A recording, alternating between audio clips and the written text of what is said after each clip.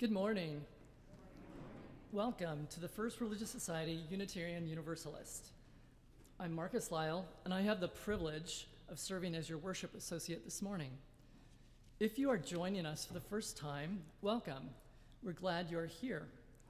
There are blue cards in your pews to fill out if you're new and you'd like to connect. You can put them in the collection plate later in the service. We come together at FRS in person and online, committed to love, peace, and justice.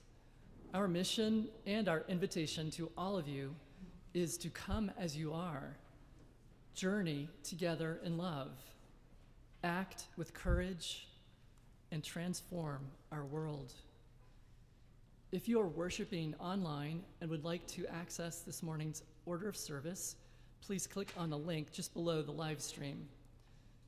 If you would like a large print order of service or a hymnal, please ask an usher and they will be happy to help you. Please take a moment to review your order of service for all the activities happening this week. In particular, I highlight a few things. FRS is proud to be a welcoming congregation for more than 30 years. We recognize the importance of couples who want and need to marry to help ensure their safety in these difficult times. Reverend Rebecca is happy to officiate marriages free of charge for any member of the LGBTQ+ community before January 20th, 2025. Weddings can be held at the church free of charge, depending on availability, or at a local location of your choosing. Members of the Welcoming Committee are here to help as well. We can provide planning for the ceremony, witnesses, emotional support, and friendly faces. We are holding our third annual holiday cookie walk in the lower meeting house and also historic church tours on Friday, December 13th from 4 to 8 p.m. I believe there's some more information coming down the aisle right now. Why, yes, there is. 1, 2, 3. Oh, I am a cookie. Yes, I am. I was made by the cookie man on my way to the cookie stand. A little piece fell off of me. A little piece fell off of me. A little piece fell off of me. Oh, no. I can taste as good as regular cookie can. Yeah.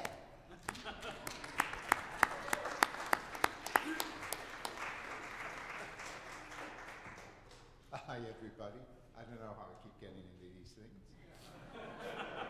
But, so we have the cookie walk coming. It's only in 2 weeks. Oh, my goodness. So on Friday the 13th, it's the second invitation night, is that right? Yep. So on Friday 13th, it'll be from 4 o'clock until 8 o'clock. Come and get your cookies. But also, they're all homemade. And the whole thing is a lot of fun. I've done every one of them. They're just fun. Now, we also are in need of bakers and help. So if you would like to bake some cookies, we have some easy instructions to follow to make sure that it meets requirements with the city of Newburyport and all of that. But and we will email those instructions to you if you sign up to be a baker.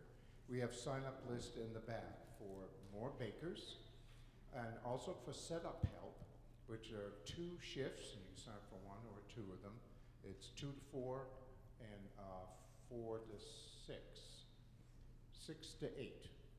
Yes, I knew what I meant. 2 to 4 and 6 to 8. Thank you.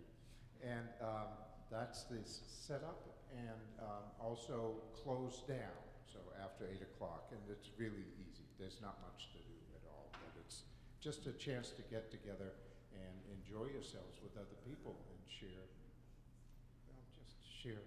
companionship with each other, huh? Fellowship. What's this? I don't know what's this. Oh, she's our head cookie chef. So if you have any questions on how to cook, I think your reputation is getting out there.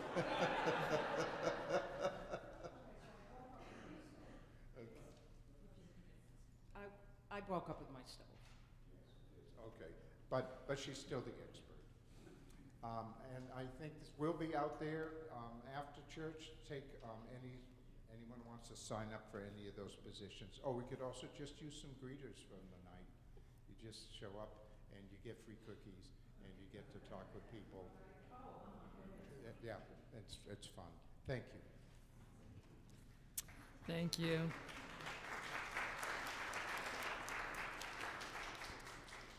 And finally, everyone is invited to join us immediately following service in Parish Hall for a Justice Sunday gathering. We will enjoy homemade soups and salad, followed by a presentation by Reverend Dr. Ruth Burson, founder and leader of the Refugee Immigration Ministry. Michael Sandberg will be sharing in a little bit more in just a few minutes. It is the first Sunday in December. Thanksgiving is done. The winter season begins. Let us take a deep breath and be here now, opening ourselves to the gifts of being together and of this time. Welcome once again. It is good to be together.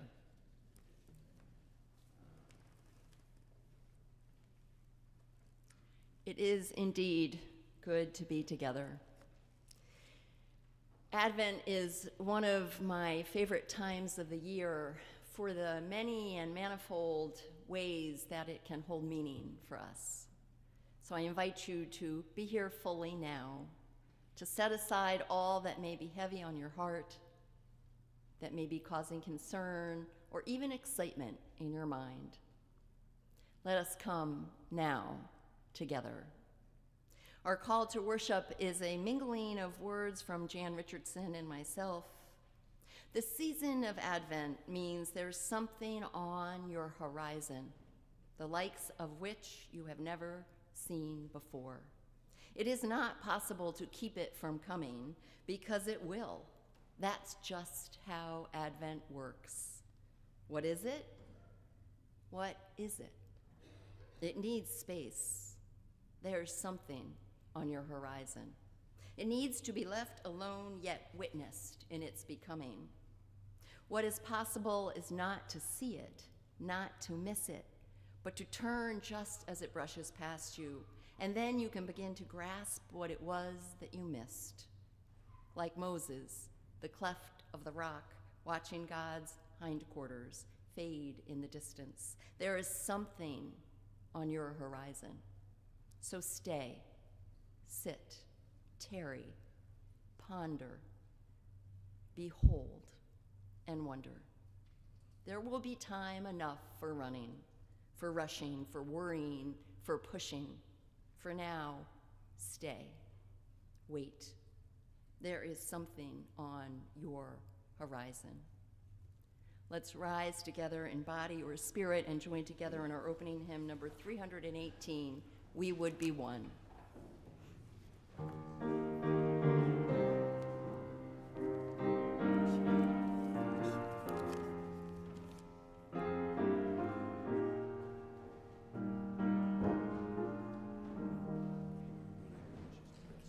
We would be one as now we join in singing our hymn of love to pledge ourselves anew to that high cause of greater understanding of who we are and what in us is true.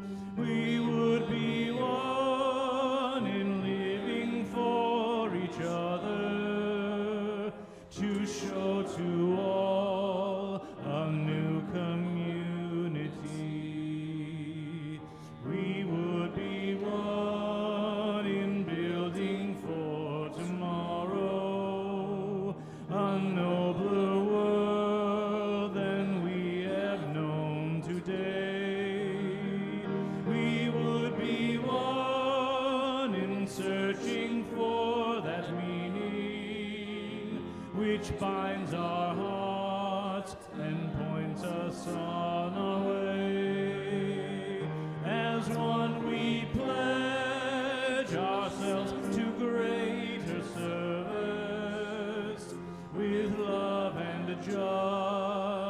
Jesus, strive to make us free.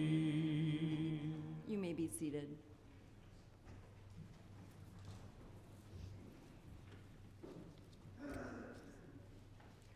Let us join together in saying our chalice words, our chalice lighting words, as Leslie lights the chalice.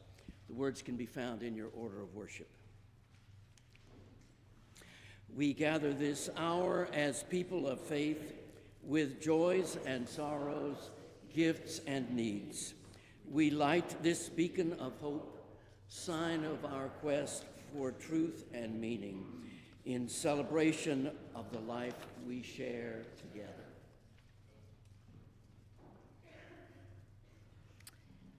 We will light our first Advent candle as we do each of the 4 Sundays in Advent. On this first week of Advent, it is the waiting time in the Christian calendar. We light a candle of hope with a prayer that recalls the Christian roots of our Unitarian Universalist faith, and with a prayer that calls all that we need to bring into being, all that we hope, all that we wish, and all that we work to make come true. Blessed Creator who moves in the dark, teach us to hope. Help us to be ready, to appreciate the spark of light that comes to illumine our hearts and show the way toward love and peace. Help us to find breath to call out injustice, to speak words of love to those in need, to whisper in the wind that there is good in this world and there is enough to share. It is in this true belief that we hope and work so that someday this world can become a beloved community that holds all in care. So do we light this candle of hope. Each Sunday, we also light 2 candles of peace, representing 2 places on earth that need peace. As I say each time, there are untold numbers of places on earth that need peace. These 2 we will hold in our hearts in this service and through the week ahead. After each candle is lit, I invite us all to respond in unison by saying peace in 3 languages: peace, salam, shalom. Our first candle is lit for the Chelsea Public Schools outside of Boston, a suburb which has a long history of being a hub for Central American immigrants coming to Massachusetts. These immigrants also now being joined by Haitians who make Chelsea their home and are sending their children to school. The superintendent in Chelsea joins educators and leaders across our country who are readying to massive upheavals with the threat of deportation for immigrants. Scholars, educators, and families know that this constant threat of deportation dramatically harms students' abilities to function, both at school and in society. We pray and work for the care of all immigrants, and so that these students all know safety and are held in the utmost of respect and care. To this we respond, peace, salam, shalom. And our second candle this morning is lit for our country, where an increasing number of organizations and corporations are rolling back their DEI commitments, most notable being Walmart, the largest retailer in the world, who just did this on Monday. We name the damages of corporations relinquishing their commitments to diversity, equity, and inclusion, and we deepen our commitment to acting in bold ways that uphold our congregation's commitment to our recently adopted 8th principle. We remain vocal and action-oriented in our work for racial justice and all that ends oppression. To this we respond, peace, salam, shalom. Let's rise in body or in spirit, join together in our affirmation of faith, followed by our doxology. The words are in your order of service. Love is the doctrine of this church. The quest of truth is its sacrament, and service is its prayer. To dwell together in peace, to seek knowledge in freedom, to serve humankind in fellowship, to the end that all souls shall grow into harmony with the divine. Thus do we covenant with each other and with God.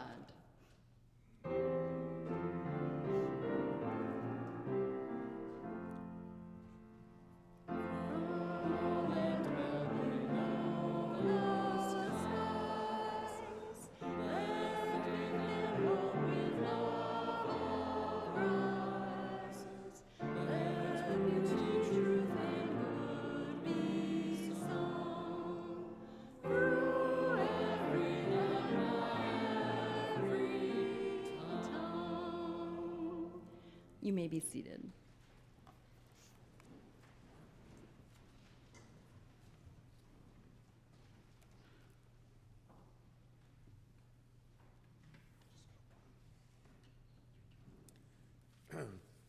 Good morning. I'm Dr. Michael Sandberg. I'm a member of this congregation, and I also work as a civil surgeon.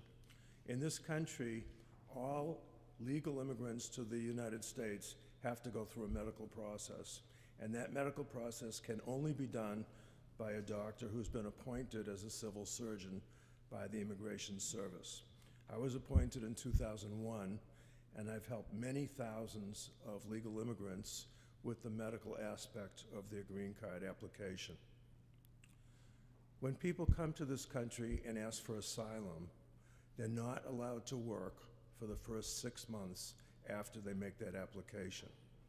How do people survive financially not being able to work?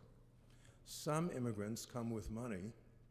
Some of them have families or friends who live here who help support them, but many of them don't have anything, and they have to get the help of a nonprofit organization.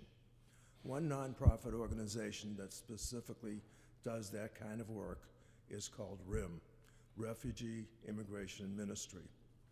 And what RIM does is they take the map of Greater Boston and they divide it into smaller regions.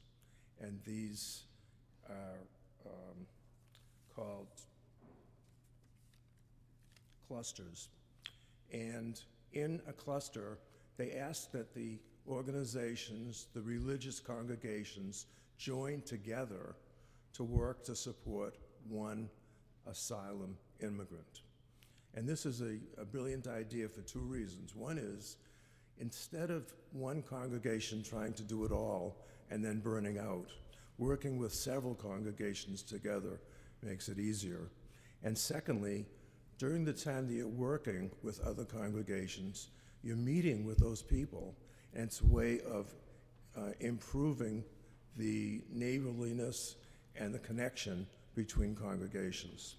When I arrived here in Newburyport in 2009, this congregation was part of the North Shore Cluster for RIM. We joined together with the Friends Meeting House in Amesbury and the Episcopal Church in Topsfield.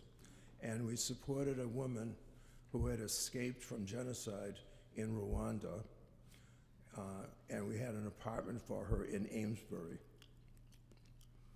And during that 6 months where she wasn't able to work, my wife and I befriended her, and we started taking her places to experience New England, to Plum Island, to Harvard Square, etc. And we're still friends with her now, 15 years later. After she left here and was able to work, and she got her own apartment, she went to Cambridge College and got a business degree. She's now an executive at Beth Israel Deaconess Hospital. She was able to get married. She has 3 children. She and her husband bought a house in Roslindale, and they're still dear friends of ours. But after that experience, for some reason, this congregation stepped back from RIM, and I really can't find the reason that that happened. But I thought about RIM recently because of the good experience that we had with the Afghan family that was living here, and how impressed I was with the congregation coming together to support that family in so many ways, tutoring, driving them, helping them. It was really impressive. And I thought, especially on this Justice Sunday, it might be a good time to reacquaint this congregation with RIM. And therefore, with the enthusiastic help of Reverend Rebecca, I invited 3 speakers to come here at noon today after the soup and salad to talk about RIM and to reacquaint us with it. Those 3 speakers are, first, Reverend Dr. Ruth Burson, who's sitting here in the back. She's the founder of RIM 37 years ago, and she is both an Episcopal priest and she has a PhD studying the combination of immigration and spirituality. The second person that I invited is Jim Corbett, who is the chairman of the board of RIM, and who I'm going to say some other good things about in a few minutes. Unfortunately, yesterday, he had some stroke symptoms, and he's hospitalized at Beverly Hospital, so he won't be here to speak today. The third speaker is a former client of RIM named Wilson Kapanga. He and his wife and their baby daughter narrowly escaped from a murderous, violent invasion of this city in Congo called Goma. That invasion ended up murdering both of their fathers. Wilson's father was a physician, and Naomi's father was an architect. And they somehow escaped from that and made their way to South America, to Colombia. And then they started to walk with the baby to Texas. It took them over a year to get to Texas. And when they got there, they were told that their case would be heard by the immigration court in Boston. So they had to get to Boston. They had very little money. They had to go by bus. It took them 3 days to get here. And the only food they could eat during those 3 days was French fries. When they came to Boston in February of 2011 in a snowstorm, they didn't have any money and they didn't know anybody. But Wilson was proficient in English and they got help. Someone called RIM, and Jim Corbett, who I was just talking about, drove down from his home in Topsfield to Boston. He picked them up. He brought them back to his house. He made dinner for them. Wilson later told me that that was their first home-cooked meal in a year and a half. And then he invited them to live in his house, and they lived there for 2 years after that episode. And eventually, they were able to get work permits and move to Haverhill. Today, Wilson and his family are U.S. citizens living in Brookline. They have good jobs, and their infant daughter, Sadwan, is now an honor roll student at Brookline High School and is looking for college for next year. So he's going to come here and talk about the success that RIM was for him. Now, we know that the next 4 years are going to be very difficult for immigrants. And we also know that we can't help everyone. But I'm thinking that if we follow the RIM principle and we gather together with other congregations in Newburyport, the Catholic Church, the 2 congregational churches, the Greek Church, the Jewish Temple, the Episcopal Church, if we gather together, we can certainly help someone. And that's what I'm aiming for today.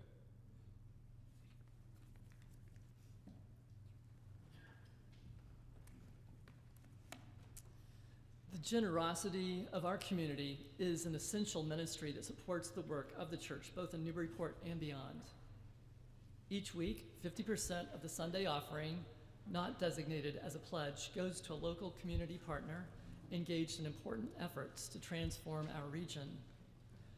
Our community partner this month is the Community Action Incorporated Energy Program, which provides heating assistance based on household income and size to residents of Amesbury, Boxford, Georgetown, Groveland, Haverhill, Merrimack, Newbury, Newburyport, Rowley, Salisbury, and West Newbury. Need help? You can check if you're eligible and make an appointment online at www.communityactioninc.org. Let's keep all of our neighbors warm this winter. Thank you. And to give online, please use the link in your order of service or below the live stream. You can also make a contribution by text, and of course, you can always mail a check to the church as well. Thank you. The offering will now be gratefully received.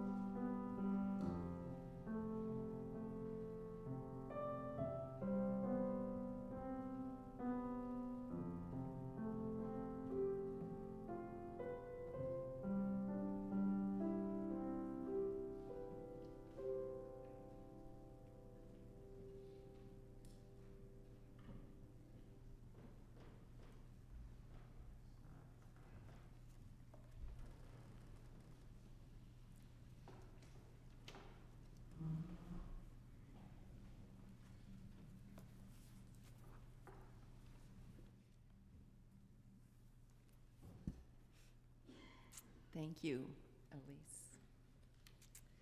Each week, we pause and take time to lift up the joys and the sorrows, the hopes and the concerns of our beloved faith community.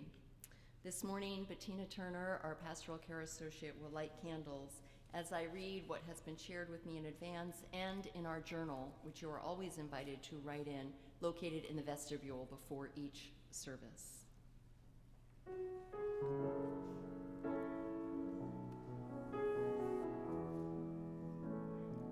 Open my heart to be a sanctuary, all made holy, loved and true. With thanksgiving, I'll be a living sanctuary for you. This morning we light a candle of joy and celebration as Jane and David Pilmer share how blessed they are by the marriage of their daughter Juliana to Joe Pace on November 9th in Brooklyn, New York. We have several in our journal with us this morning, so bear with me.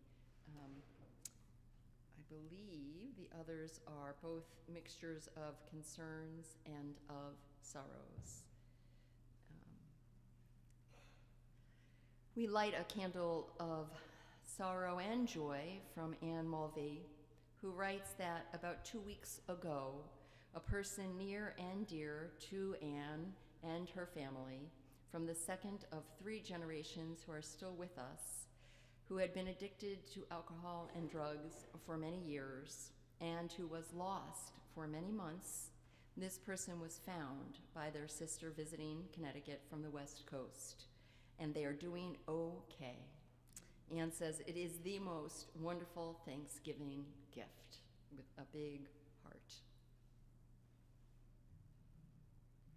We light a candle of sorrow from Julie Menon, who writes that Julie Menon, Linnea, and Noah. Julie says that they said goodbye to our sweet, scruffy dog, Maisie, on Wednesday. Maisie came to us in 2010, a rescue from Louisiana, but the rescue was mutual. So loving and so well loved. Damn. That's what it says. The house is quiet now. Kathleen Moore asks that we light a candle of concern and care, and that we offer our prayers for her daughter, Nicole Longer, who is in Portsmouth Hospital right now with a severe leg injury. I was just speaking with Kathleen and heard the severity of what is going on, and so please hold Kathleen and her daughter in your prayers and your loving heart. Stacy Surratt asks that we light a candle of blessed memory to her friend Stephen Padova, who passed this week. He will be missed.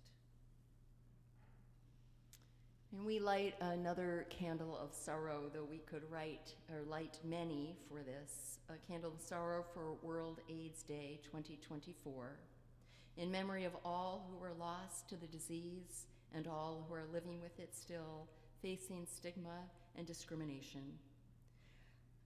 Holly Geishman remembers her friend and roommate, Stephen Woody Howard, who died in 2004 at the age of 35 due to lack of access to treatment and stigmatized by HIV/AIDS. And we light a final candle, as we do each week, for all of the sorrows, all of the concerns, and so too all of the joys and all of the blessings that, although unspoken, are held in just as much love and care. Let us join our voices in Make Me a Sanctuary.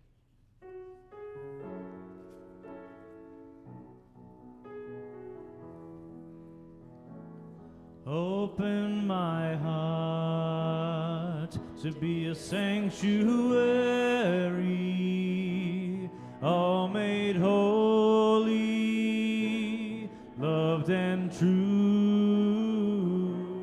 With thanksgiving, I'll be a living sanctuary for you.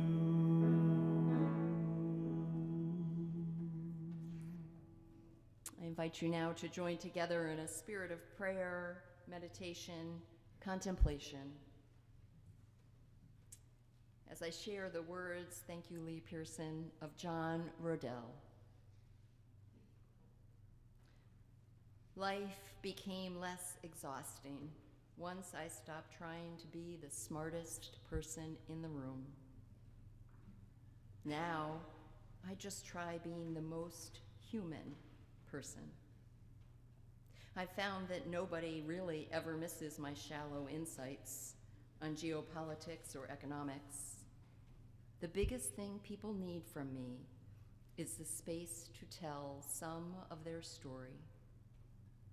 And then after a bit, I tell a little of mine. And then after some more storytelling, turn-taking, we see the soul light in each other, peeking out the corners of our eyes. Dear ego, less of my mouth, more of my ears. Less of my mouth, more of my ears. Less of my mouth, more of my ears. It's not about impressing people in the room. It's about giving room for people to be heard. Less of my mouth, more of my ears. Less talking, more listening. Less of my mouth, more of my ears. May it be so.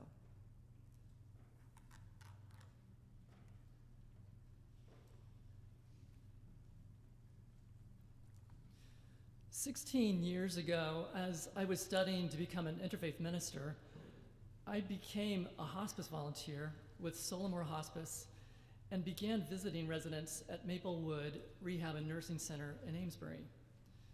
The poem I'm about to share by Parker Towell illuminates the multiple dimensions that our words can convey in the midst of great transitions.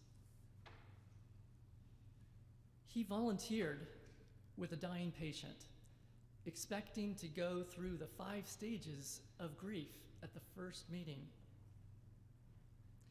Instead, she talked about hooking rugs, the needle, the thread, the cloth, the rhythmic movement of the hands. He tried other matters in conversation. She talked of hooking rugs. On the next visit, she spoke of the intricacies and hardships of ice fishing that her husband had done before his death. Week after week, hooking rugs and ice fishing.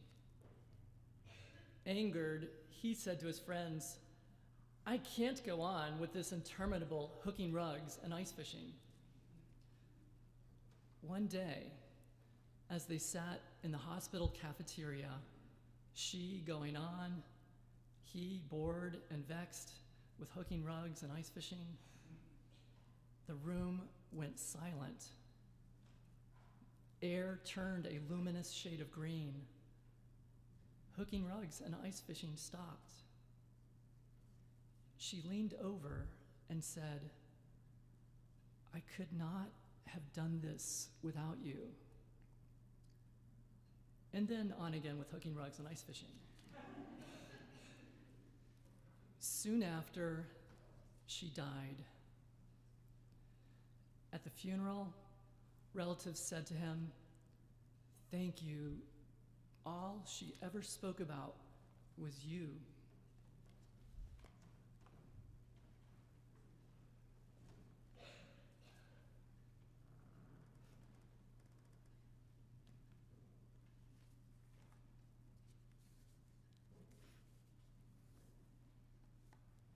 I do believe that listening is perhaps one of the greatest gifts that we can give, both to ourselves and to another.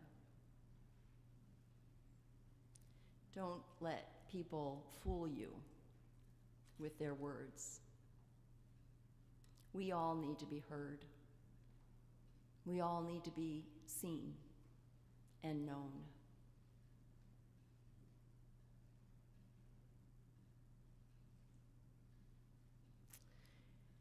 As I said, Advent is a very special time for me, both in terms of what happens in the rest of nature around us, in terms of the roots that it has to my own childhood faith and tradition, and to the deep, deep, deep and abiding role that hope plays in my theology and in my days.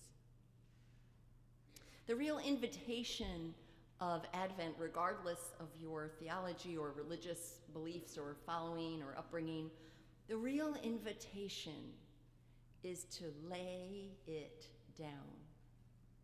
Stop thinking we know all the answers and be open.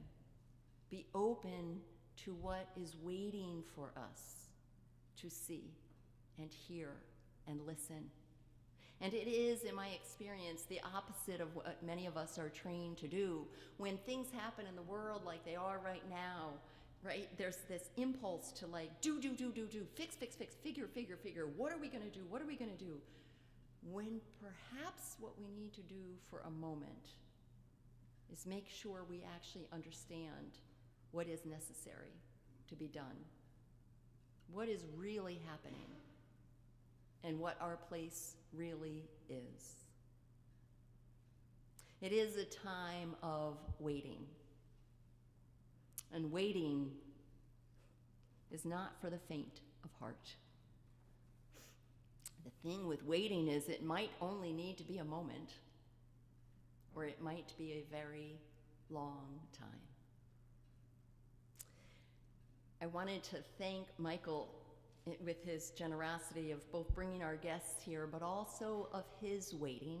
He doesn't know I'm about to share this story, but when I came here, Michael was one of the very first members that came to visit with me. And he came to both welcome me and share a little bit about himself, but mostly to talk about RIM and to ask me why we weren't involved with it anymore. And I said, I don't know. And about every year or so, he would make an appointment and he would come in and he would sit down and he would say, have I ever told you about how the church used to be very involved with RIM? And you were gracious and kind and caring and respectful and persistent. And so when he came in and had his annual conversation with me, we have other conversations too, but about RIM, we both said, I think it's time. Look what happened when we opened up Parish Hall for our Afghan guests, for the Mazzari family, with whom, by the way, we are still very involved and very deeply committed. Look what happened. And look what's happening in the world right now. Is perhaps it time to partner again? So I'll talk a little bit now about Advent and its connection to spaciousness. The other thing I just wanted to say, and I actually then need to say what I wrote down, is that I was talking to a younger person the other day, quite younger, and they asked me what I was going to be talking about, preaching about. And I explained, and this young FRSer said to me, spaciousness, what's that? And I thought, well, of course, how full our lives are, especially the young. So perhaps we can teach those around us what it means to have space in our lives.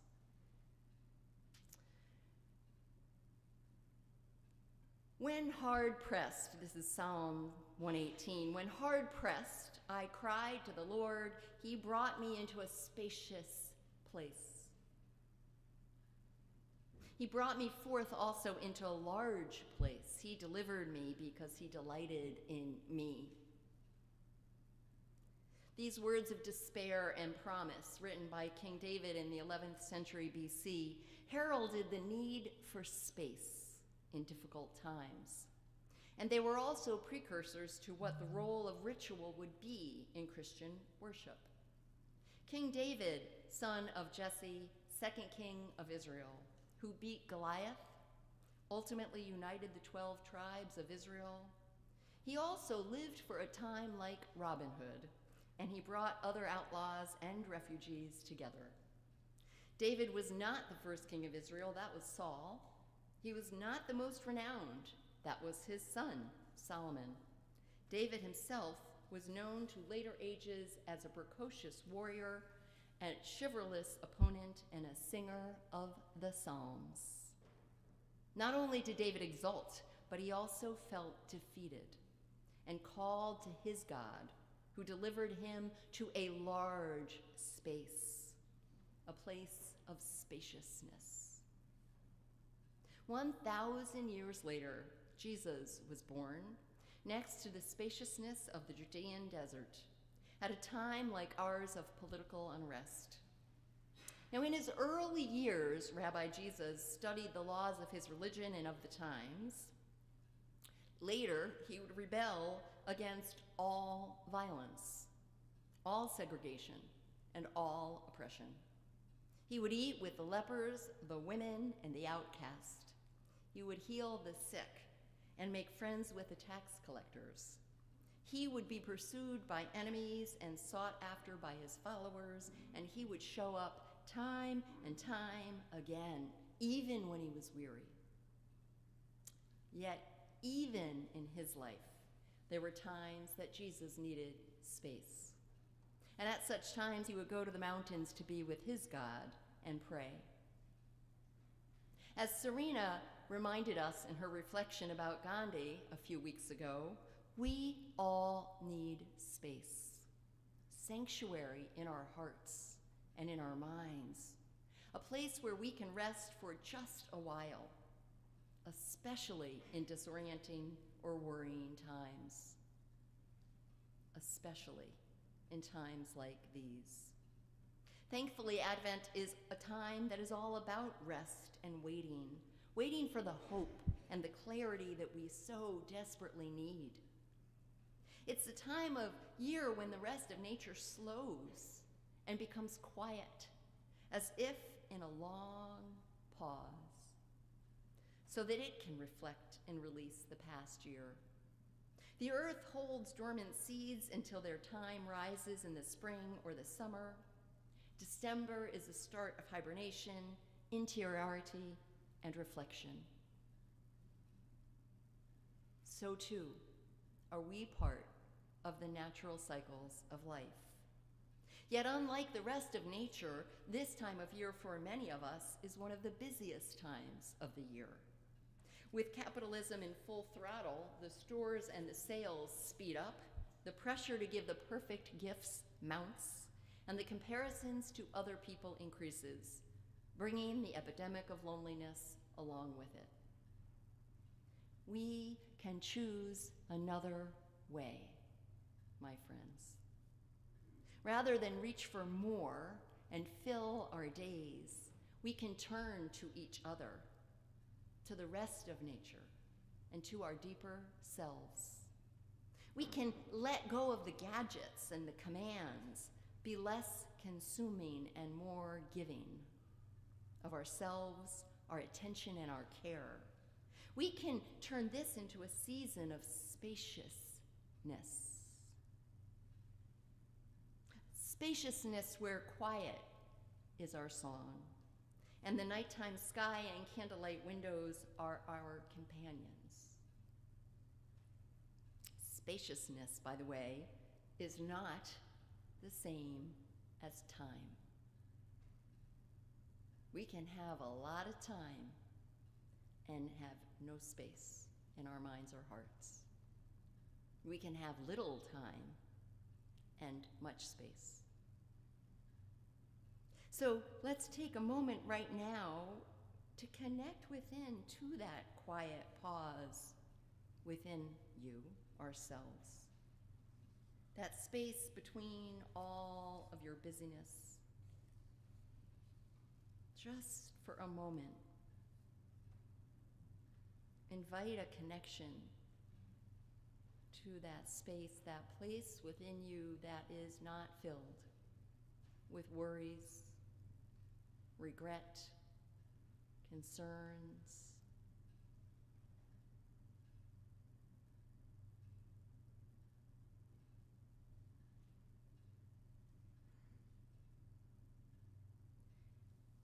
Advent is traditionally associated with Christianity and waiting for the birth of Jesus. It's a time of great meaning for many people. We, however, can be expansive in our thinking and go beyond the traditional religious view of Advent. As I've said, Advent, which happens during the darkest time of the year in the Northern Hemisphere, is the time that we are called to walk across a threshold of certainty, to what is known and familiar, and walk into possibility and what may come to pass. It's an opportunity for us to experience the spirituality and mystery of waiting, which by its nature requires spaciousness. We cannot always rush to answers and solutions.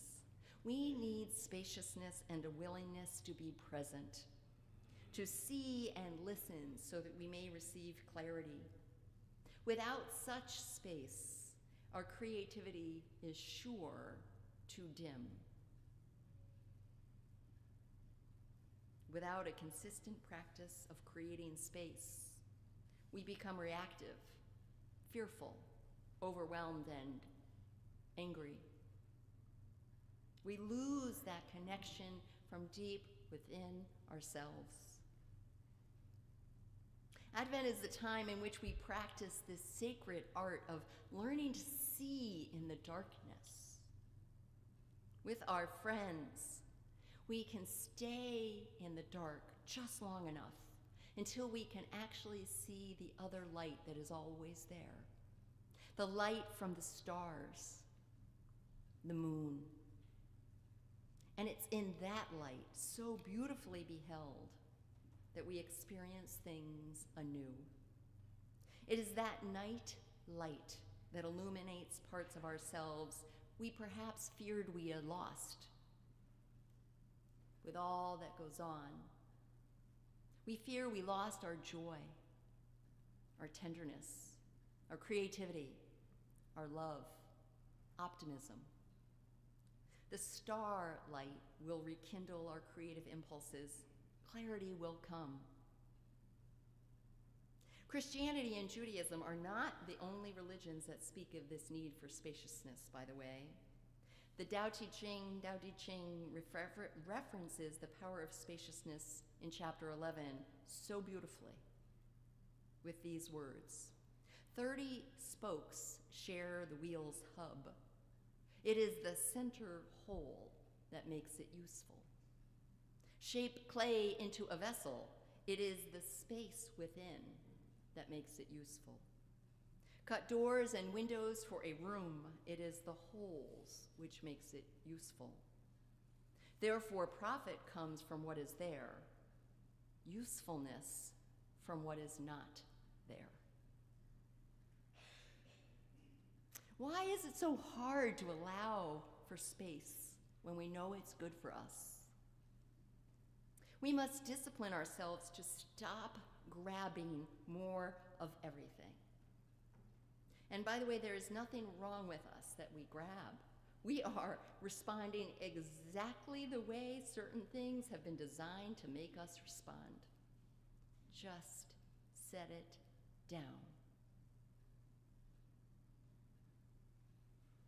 What if we allowed ourselves instead to start observing and allowing insights to emerge?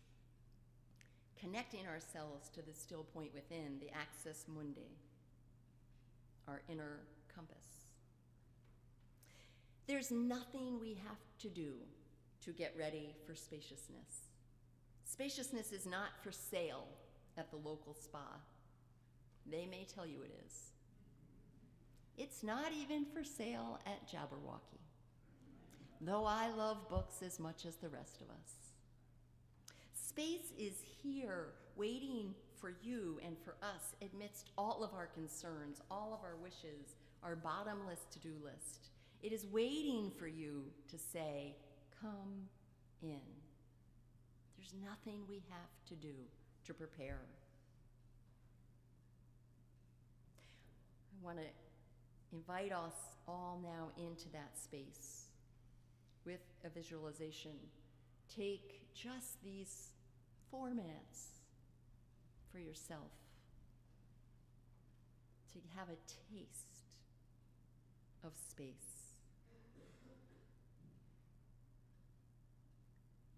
Close your eyes if you would like, or just look softly out the windows. Breathe deep. Feel your feet on the floor of this blessed space. The cushion you sit upon and the wood of the pew behind your back. Know that you are safe. You are in a place of love. You are held in the loving embrace of this community.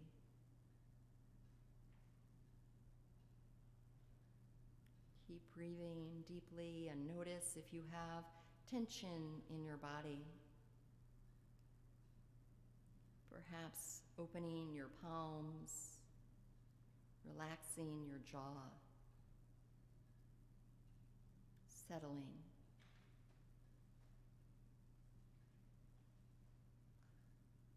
And now in this state of spaciousness, ask yourself,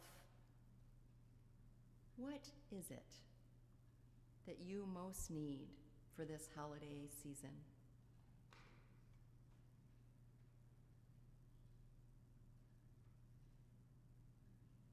What does your heart or your mind or your soul hunger for?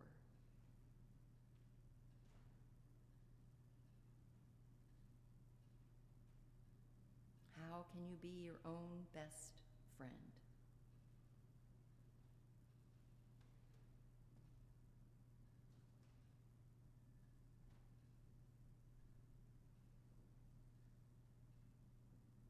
What is the most loving thing you can do for yourself?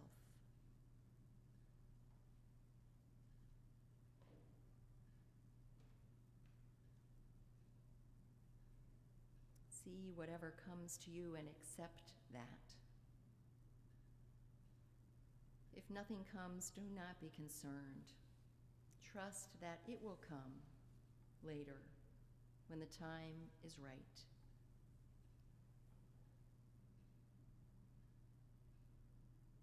Now imagine someone that you love, someone close to you, a family member, friend, co-worker, neighbor, maybe someone in this church family. Ask yourself what this person needs from you.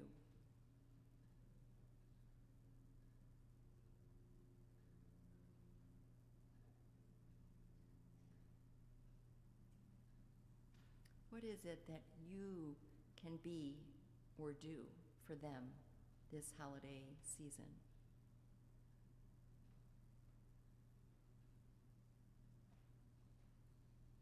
Is it to listen? To be more present? Laugh? Offer a helping hand?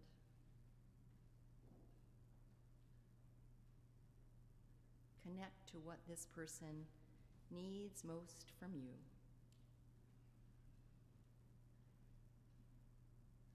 Again, do not be concerned if nothing specifically comes to you. Trust that it will.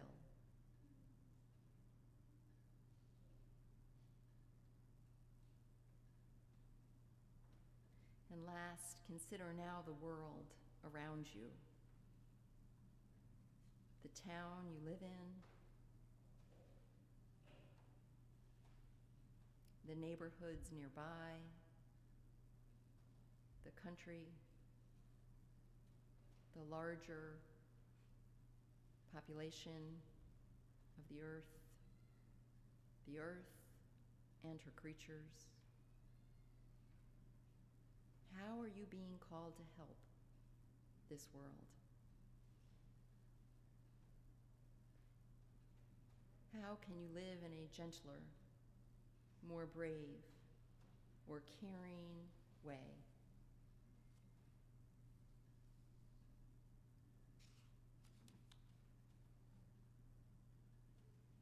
What can you do or be to be a person who helps to make the world the place that we all hope for?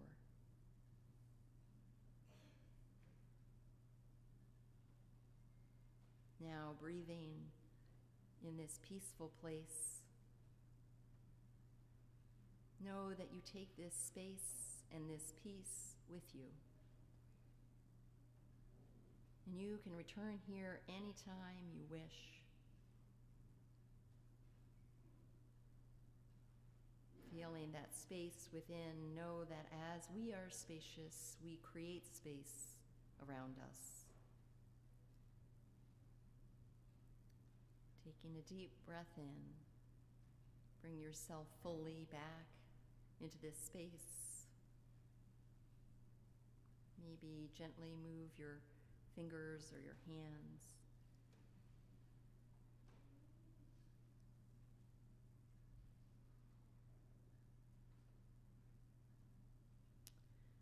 My friends, from the beginning of time,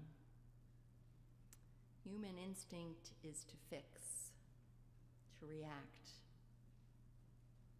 What if we could move into partnership with the universe, with the space, with the wisdom that is waiting for us to see?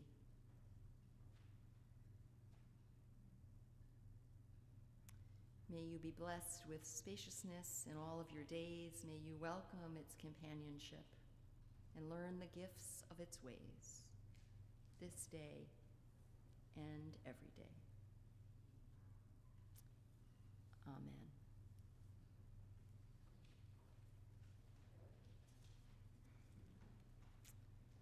So we will rise in body or spirit and sing our closing hymn, number 1052 in the Teal hymnal, The Oneness of Everything.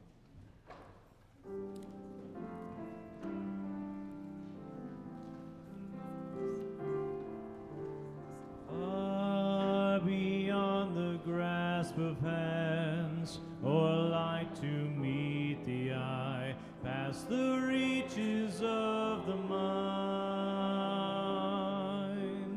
there find the key to nature's harmony, in an architecture so entwined. Like the birds whose pattern grace the sky and carry all who join love expanding, the message of peace will rise in flight, taking the weight of the world upon its wing, in the oneness of everything. Places in the dance of trees, or stir before the first breath of wind is yet perceives. Trust in the song becoming one with the dance, and all mysteries can be believed. Songs of lives long past that touch our own are written in the earth, ever giving. And now to maintain the harmony gives us all lives worth living, for the oneness of everything. still we seek to find a truth that we might understand and reduce to terms defined. Vast and immeasurable time and space, also overwhelmingly designs. Oh, passing years, just might I know the faith that winters in the heart, to be reborn in spring, to hear and to feel the pulse of life, enters my soul as a song to sing of the oneness of everything.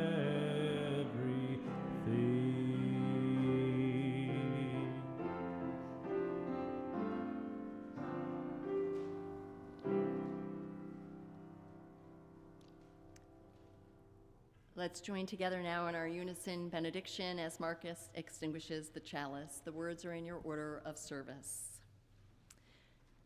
May the love which overcomes all differences, which heals all wounds, which puts to flight all fears, which reconciles all who are separated, be in us and among us now and always. Again, my friends, everyone is invited to join us next door in Parish Hall for soup and salad and goodies, and then to hear from our guests to learn more about RIM and how we may consider becoming engaged with them again. As we go from this place, may we go lifted up.